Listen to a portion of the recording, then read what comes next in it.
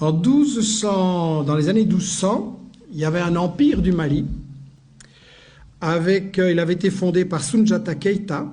L'empire du Mali avait un État fédéral très organisé avec un parlement. Imaginez, dans les années 1200, un parlement. En Europe, on va juste attendre 6 ou 7 siècles pour arriver à cette chose-là. Et l'État était très organisé, avec une armée, avec un système d'enseignement, avec un trésor public. Il organisait l'extraction et la vente de l'or.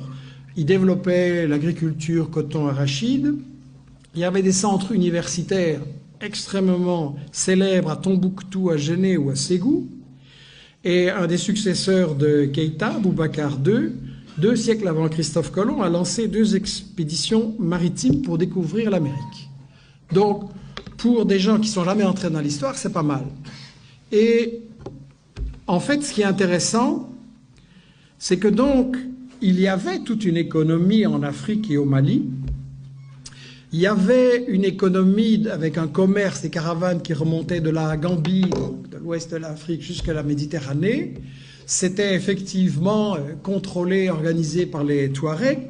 C'était un commerce extrêmement prospère. Et quand le colonisateur français est arrivé là, intéressé par les matières premières, qu'est-ce qu'il a fait? Il a totalement disloqué, brisé ce commerce. Pour gérer le commerce et l'économie, il a importé des Libanais et des Grecs. Et ensuite, la grande démocratie française, qu'est-ce qu'elle a fait? Elle a assassiné des milliers de professeurs de langue arabe. Pourquoi? Parce que ce commerce entre toutes ces régions et tous ces pays, quand vous faites du commerce, vous avez besoin d'une langue que tout le monde comprend. Aujourd'hui, c'est l'anglais. Vous voulez faire du commerce, c'est l'anglais. Et à ce moment-là, c'était l'arabe.